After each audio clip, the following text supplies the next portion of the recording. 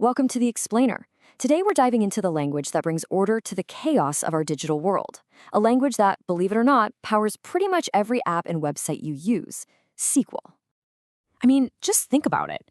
Every single click you make, every item you add to a cart, every post you like, it all generates data. It's created this absolutely massive, kind of chaotic digital universe of information that is just growing by the second. So that's the big question, right? How does a huge online store, for instance, keep track of millions of customers, products, and orders all at the same time without just completely drowning in its own data? Well, the answer starts with this really brilliant system that was designed specifically to tame this kind of chaos. And it's not just about storing data, it's about storing the relationships between different pieces of data. This system is called the relational database. The best way to think of a database is like a gigantic, perfectly organized digital warehouse.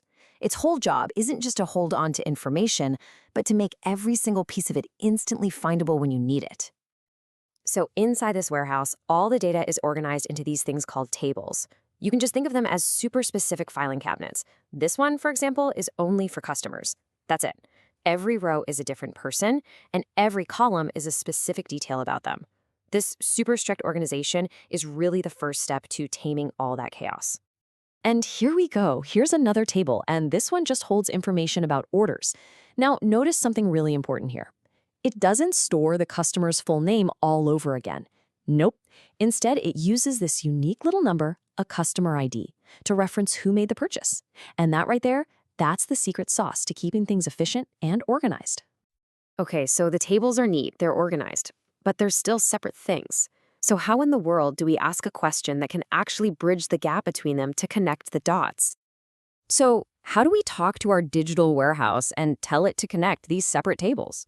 We obviously can't just use plain English. We need a specialized language, one built for exactly this job, and that language is SQL. SQL, and yeah, you'll sometimes hear people pronounce it SQL, is our universal translator for talking to databases. And, the story of how it got its name is actually a perfect little piece of tech trivia. So it was born back in the 1970s at IBM, and they called it SQL, which stood for Structured English Query Language. But plot twist, a UK airplane company already held that trademark, so they had to shorten it to just SQL. That original name, though, really gives you a huge clue about its design. It's meant to read a little bit like a structured English sentence. Let's try and build one, piece by piece. Think of a SQL query like you're building a very specific request. The first word you'll almost always use is select.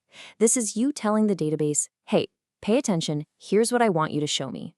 You're literally selecting the columns of data you care about. So for our example, let's just say we want to see our customer's first name and last name. Okay, so we've told the database what we want to see, the names, but it needs to know where to look for them, right? That's what from is for. We're telling it to go to that specific filing cabinet, the customer's table. So now our query is select first name, last name from customers. Simple enough? But what if we don't want all the customers? What if we only want our most valuable ones? We can add a filter using the where clause. This lets us set a condition, a rule. For instance, something like where points greater than 3,000 tells the database, okay, after you get the names from the customers table, only show me the rows that meet this specific rule. So now we get to the really crucial part. How do we use this new language to finally answer that question from earlier? How do we connect the customers to their specific orders? This is the moment where SQL's real power just shines through. We use a command called a join. And a join is basically an instruction to look at two or more tables at the same time and link them together using that shared piece of information. That customer ID we saw earlier is the perfect key to connect them. And would you look at that? This is what we get back. The database has temporarily stitched the two tables together. So now, instead of just seeing a customer ID, we see the actual customer's name right next to their order details. All of a sudden, these anonymous IDs become real people, and we can clearly see that John Doe placed two different orders. This is the incredible power of relational data.